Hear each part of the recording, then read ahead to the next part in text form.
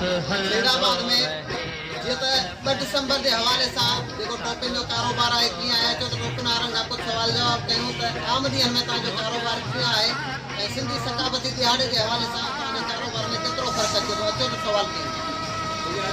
सभिनी न्यूज़ ऐं CNN news वारनि जो थोराइदान जो सकाफ़त जो ॾियारे जो ऐलान कयो आहे पूरी सिंध में इंशाअल्लाह त सकाफ़त ॾियारे खे कचे सम ते मल्हाईंदासीं। टोपिन जो कारोबार कीअं आहे तव्हांजो? अल्हम्दुलिल्लाह सुठी रोज़ी भी मिले दिहाड़े जे हिसाब सां असांजी रोज़ी खुशहाली थी वई आहे आम ॾींहंनि जे हिसाब सां ऐं हींअर पंहिंजे सकाफ़ती दिहाड़े जे हिसाब सां। पोएं साल में हिन साल में तव्हांजे कारोबार में केतिरो फ़र्क़ु अचे थो? 50% जे वधीक कारोबार जो आहे हिन साल अॻे साल जी टोपी किथे जी मशहूरु आहे पंहिंजे हिते सैदाबाद में?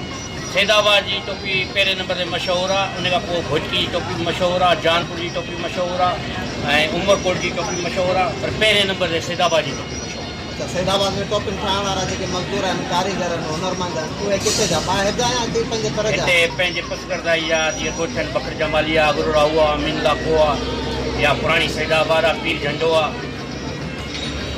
वारी जेका टोपी ठहंदी आहे जंहिंजी क़ीमत तक़रीबन 4 खां 5 हज़ार हूंदी आहे उहा केतिरनि मरहलनि मां गुज़री पोइ तव्हां वटि पहुचंदी आहे ऐं पोइ तव्हां वटि केतिरो ख़र्चु कयो केतिरे में तव्हां सेल कंदा?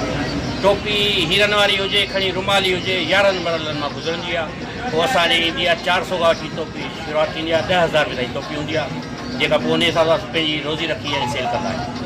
कहिड़ी सूरत में कढंदव दोस्तनि यारनि जे हिसाब सां या पंहिंजी बिरादरी जे हिसाब सां या शहरनि सां गॾु हूंदव?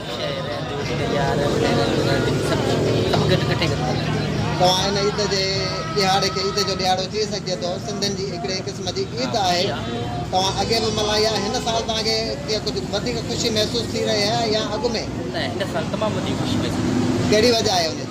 वजह आहे माशाल्लाह टोपियूं हर माण्हू जे जो ॾाढो चहिरे मंझि मथे में टोपी आहे हर माण्हू जे मथे अॻे टोपियुनि जो एतिरो रुझान कोन हो पर हींअर माशाल्लाह हर हिकु माण्हू टोपी लाइ अचे थो भई असांखे टोपी हुन करे असांजा माशाल्लाह बाईपास ते दुकान थी विया आहिनि बाईपास ते शहरनि में थी विया आहिनि घर गिटनि में थी विया आहिनि हर जॻह ते टोपी जा दुकान माशाल्लाह तमामु घणी टोपी हींअर सेल थी। कैमरा टीम सां गॾु तहलका reporter Shaukat Umrani win news Saidabad Sindh.